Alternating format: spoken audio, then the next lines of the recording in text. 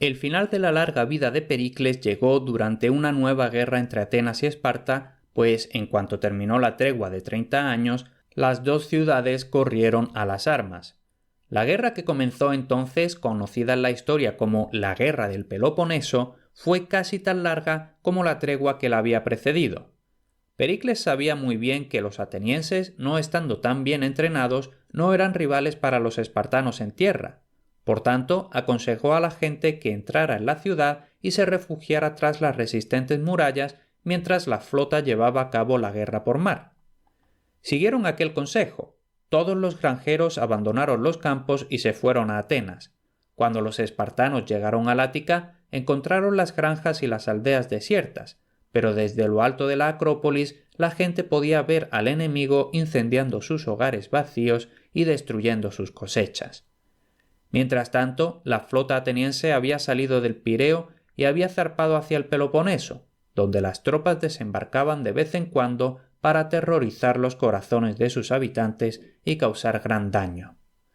Los espartanos también tenían una flota, pero era mucho más pequeña que la de los atenienses, por lo que no podía ofrecer gran resistencia ante ellos.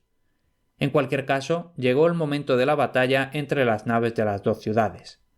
Ocurrió un día en que hubo un eclipse de sol. Hoy sabemos que esto es algo simple y natural. Se oscurece su superficie cuando la luna pasa entre el sol y la tierra.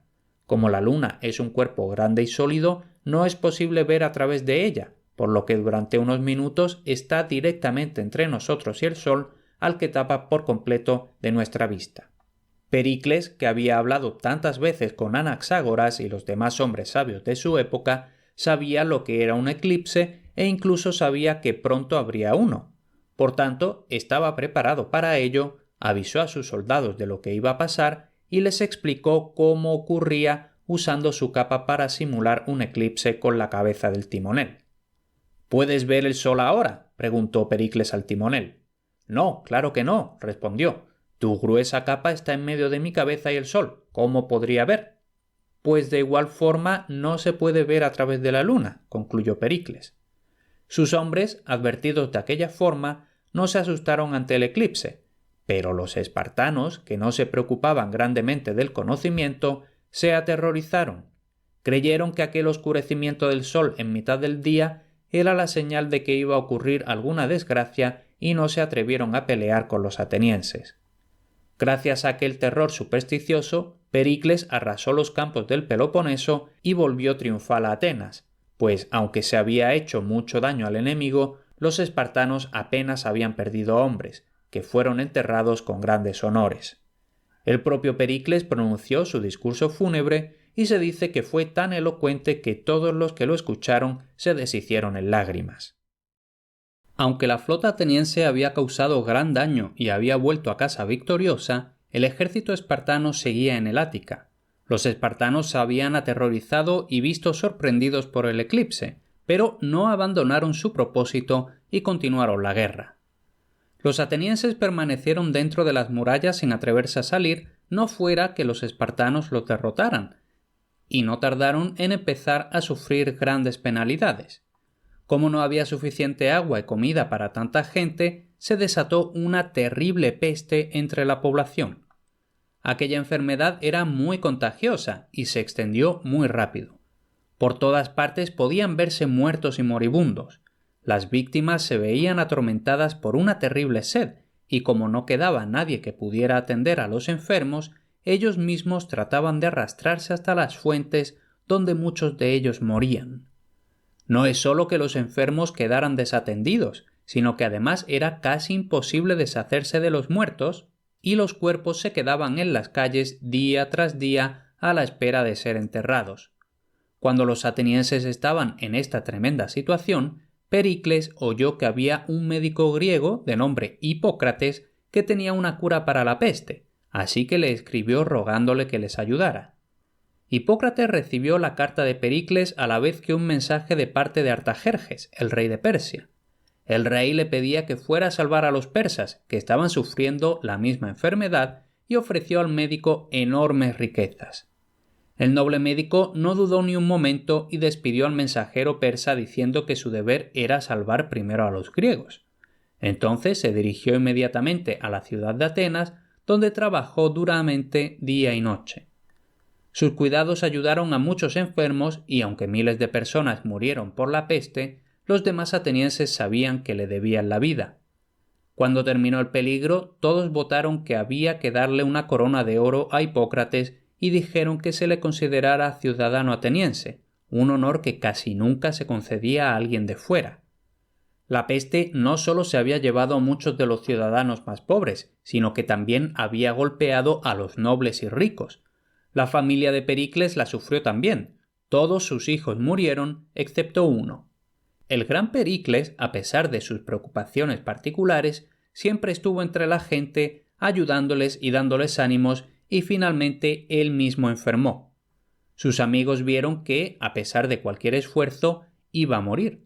Se arremolinaron en torno a su cama, deshechos en lágrimas, alabándolo y rememorando cuánto había hecho por los atenienses y la ciudad de Atenas.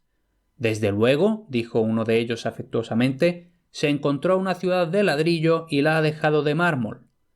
Pericles, cuyos ojos llevaban cerrados un rato y parecía inconsciente, de repente se levantó y dijo: «¿Por qué mencionas eso? Fue principalmente gracias a mi gran fortuna.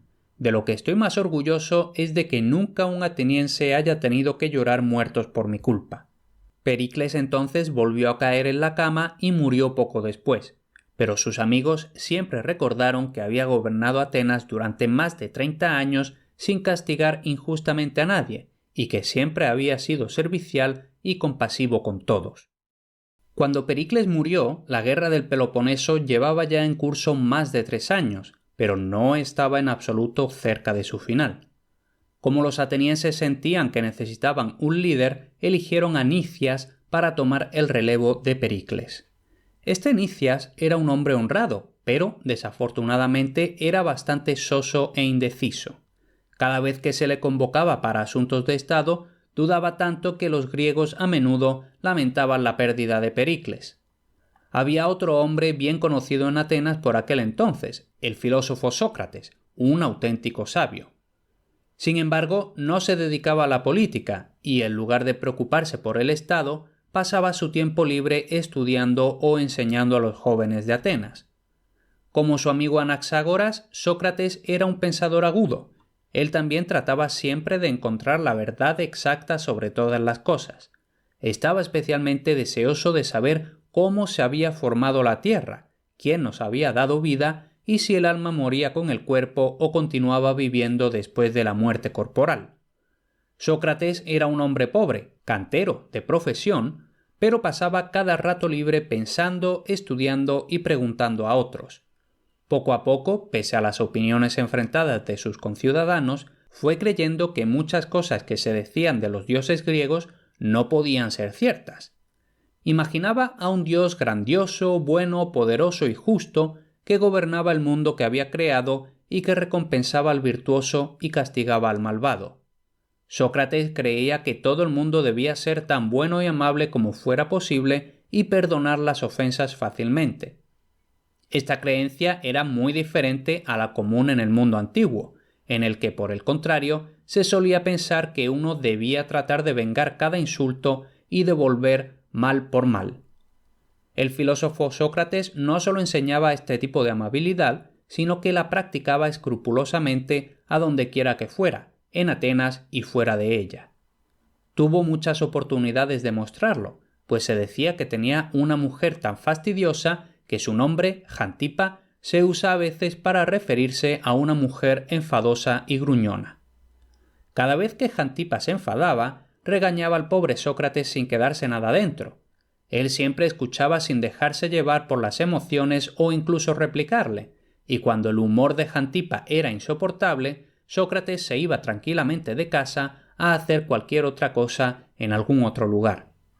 Esta amabilidad y docilidad no hacía sino enfadar aún más a Jantipa, y un día en que Sócrates se fue a otro sitio para escapar de su mal humor, cogió un jarro lleno de agua y se lo tiró encima. Sócrates se agitó para quitarse el agua, sonrió y les dijo a sus amigos: «Después del trueno cae la lluvia».